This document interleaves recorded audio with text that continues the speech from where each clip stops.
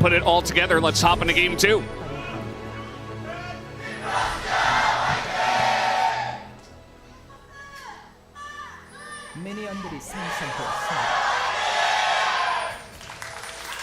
Here we go. Match 5, game 2. Already almost halfway through the first week of LCK Cup. And ShowMaker's playing Ekko. Hasn't taken very long. It's also Clozer playing Syndra. As we're trying to do a nice, strong level 1 here with the Ashe Braum, who should almost always win these.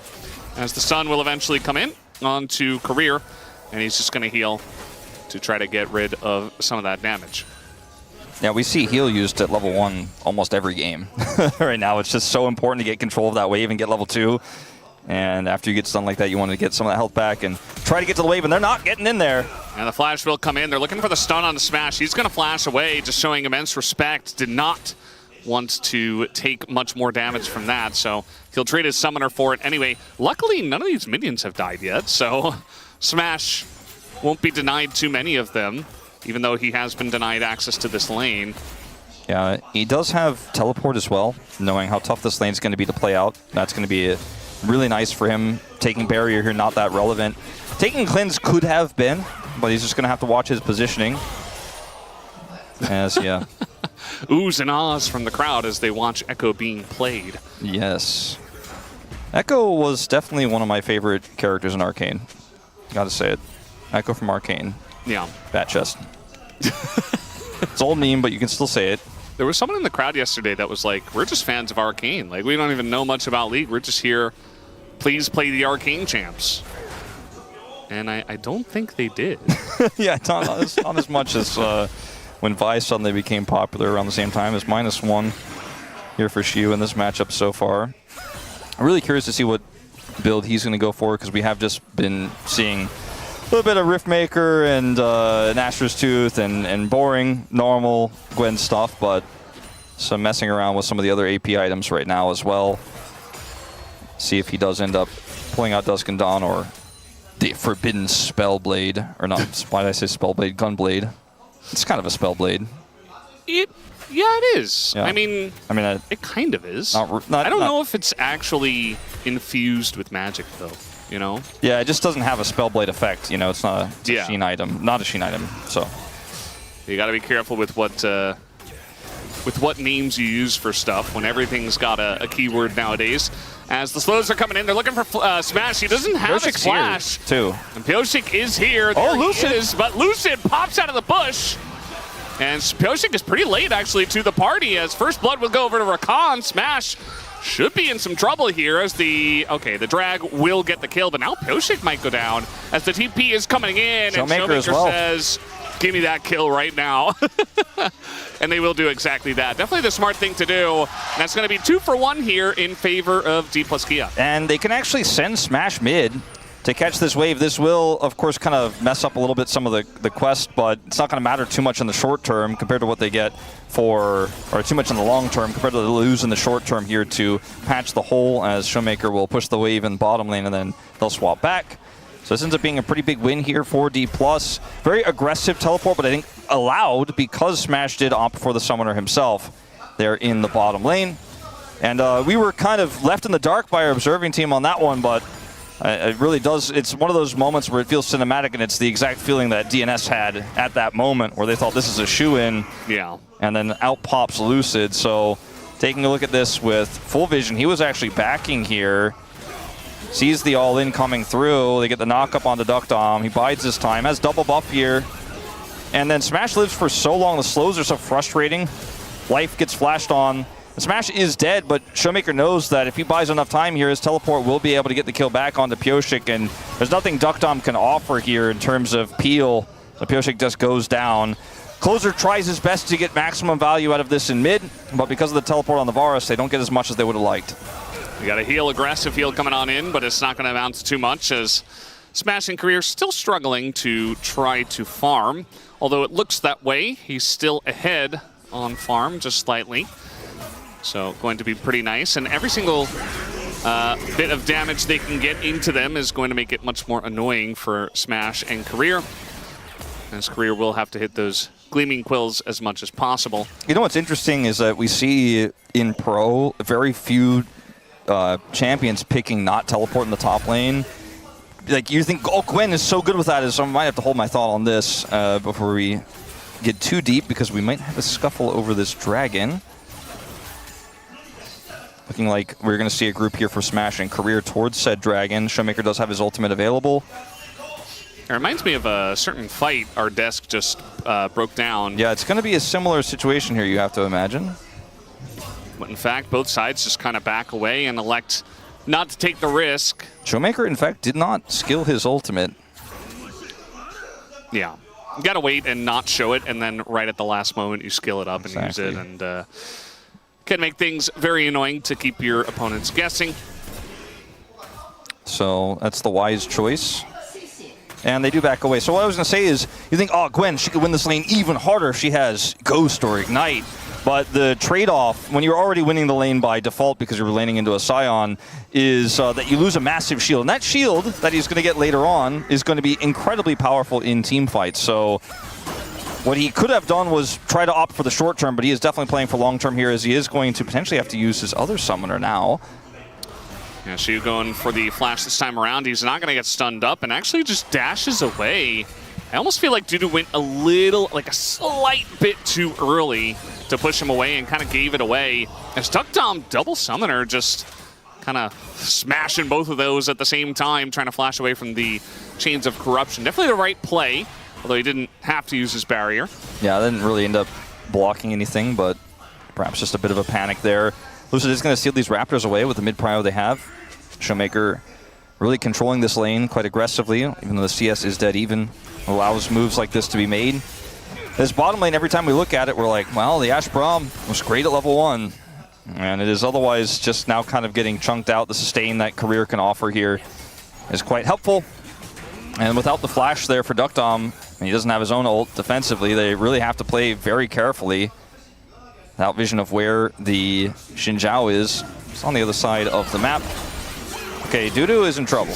Yeah, he just barely got his ult back, and there he goes. Is going to dash away, essentially, like the train he is. And DuDu says, well, nothing I can do here. Already down almost, 15 CS here, especially after Siwoo gets this wave, so. And Siwoo will get, he got the first plate, and we'll get a second one as soon as that wave crashes. And so this is a pretty significant lead in terms of top quest progression for Siwoo, which matters a lot for Gwen, who's already about a third of a level ahead here. And once she gets ahead and starts pushing the side lanes, there isn't a great answer here for the side of DNS. Maybe deokdam getting an arrow, as Clozer's not going to get stunned. Yeah, and ShowMaker with that extra movement speed is just going to make things even more annoying for the Syndra. Mentioned the ult, the way the ults interact with each other, but at the same time, ShowMaker on the Ekko, once you get that combo in, you're just so fast, and it's very difficult for Syndra to do much except press R, which also doesn't work in Ekko. So you're just kind of sitting there farming with no kill pressure. It is very annoying as Clozer here just trying to get your splinters in. But normally Syndra, in most matchups, just kind of wins by default if you play it perfectly. But in this matchup, it's a little bit tougher to do so. And now we're seeing Pyosik come down to the bottom lane here, but look where the lane is set up. It's very difficult to actually dive. He is going to be unseen, it looks like here. But, it's a Rakan, and Smash has flash, and he's basically under turret. So he's just going to chill here while Lucid's like, all right, grubbing it up. He's still waiting. Small wronging. The long game here, as eventually they're going to get this combo done onto Career. Very nicely layered, as even able to interrupt with the Cataclysm is Pyosik. So they do get that kill down. As you mentioned, a lot of time spent, as now once again the 1v1 Siwoo is making DuDu's life hell. They took so much damage on the trade back, it's kind of difficult to start Dragon here. But I think they might have needed to do something like that, even though ShowMaker has prio in mid, because that kill alone isn't enough. Career doesn't flash. That was a really well-played setup there for Pyosik. They set up the arrow. They're like, okay, this Rakan is super slippery, but if we play this just right, we should be able to get the kill. They also get the flash out of Smash. So a ton of value in terms of that there on the bottom side, but they don't secure Dragon. And so leaves you wondering, is it enough? As Grubs went over to this Gwen. who is such a problem already. So watch this again. Pyosik plays this incredibly well. Career steps forward, gets hit by the flag and drag into the arrow, and then watch this turn on the Cataclysm. Yeah. Really well played. Secures the kill there and gets the flash out of Smash. Yeah, it's nicely done, but as you mentioned, not sure if worth. Not able to get the dragon.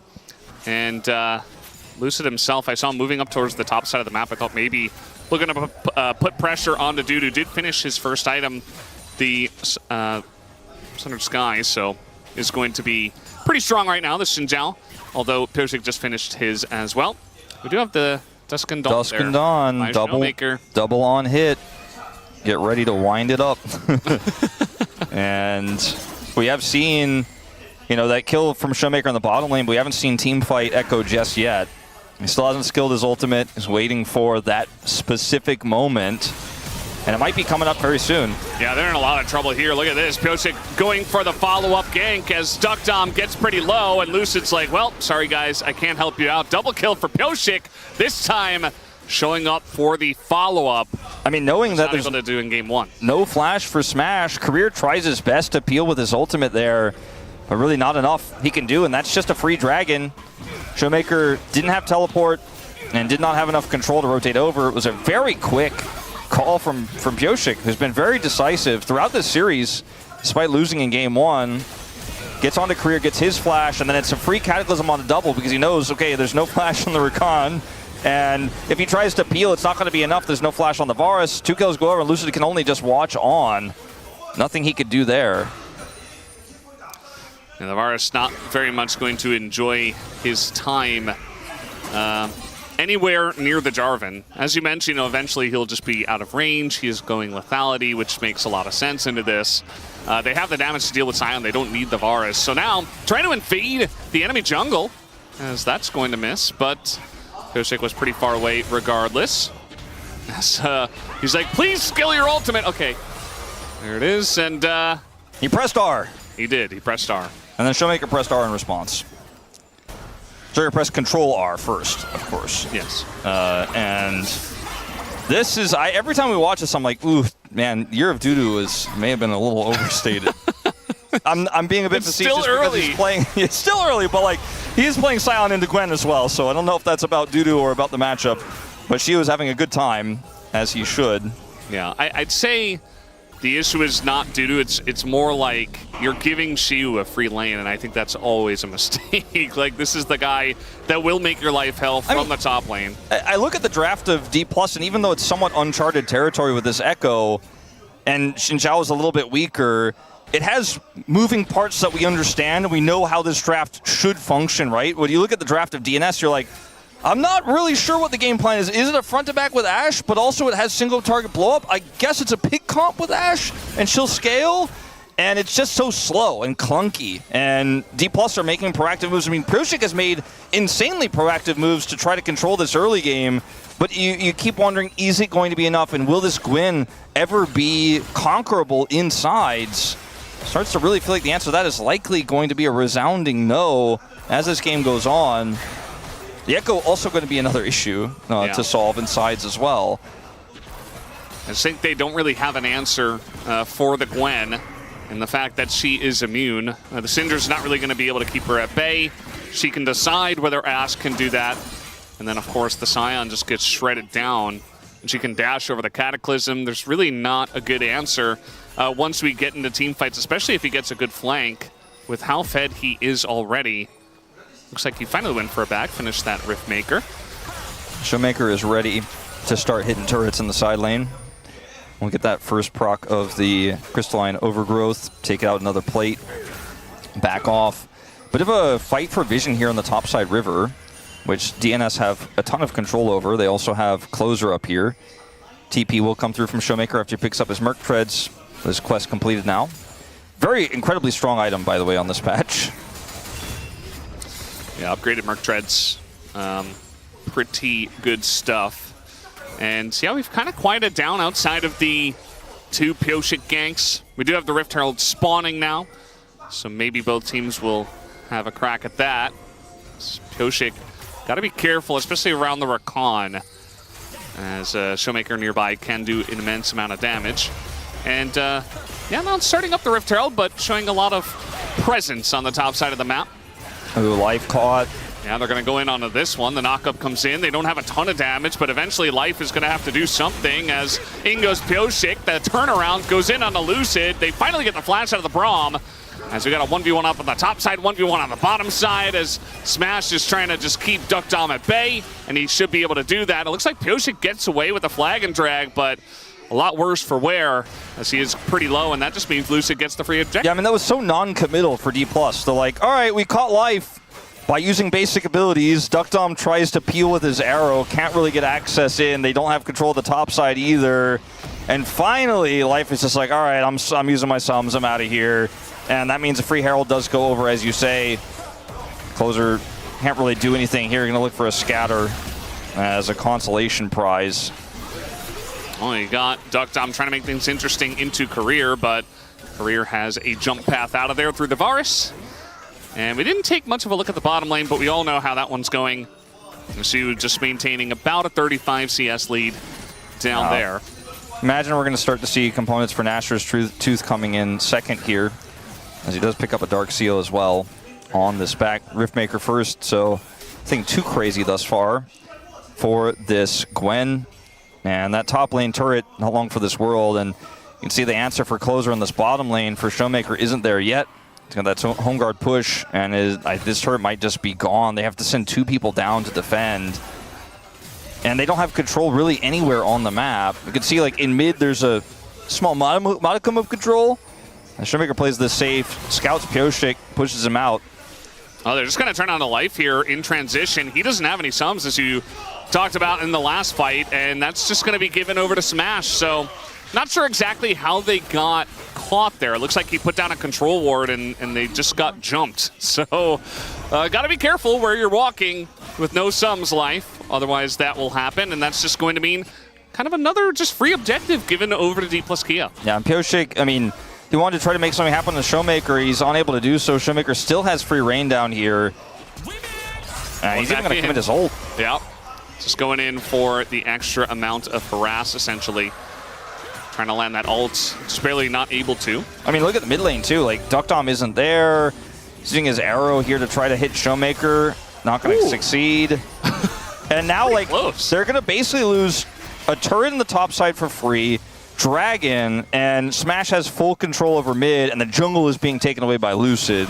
Like, Dplus have a stranglehold on DNS, and it feels like it just happened suddenly.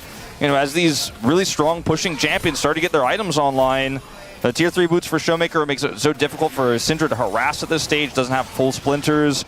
The Gwen, that's such a problem in sides. And they're just kind of taking those pressure points and applying them. This is what happened to Life just moments before, too far forward here without summoners. He's Braum, but, I mean, they just don't have... It's a numbers game they can't win, with ShowMaker having control of the bottom side that entire time.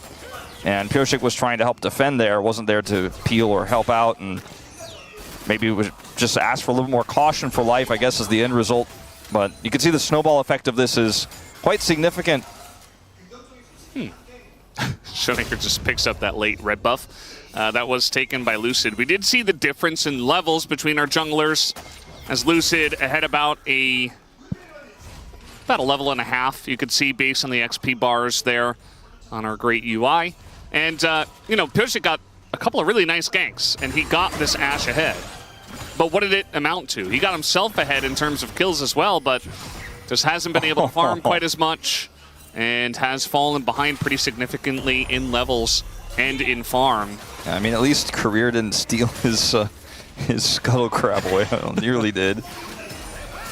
Yeah, I mean, this Jarvan is a strong engaged tool, but there are too many threats.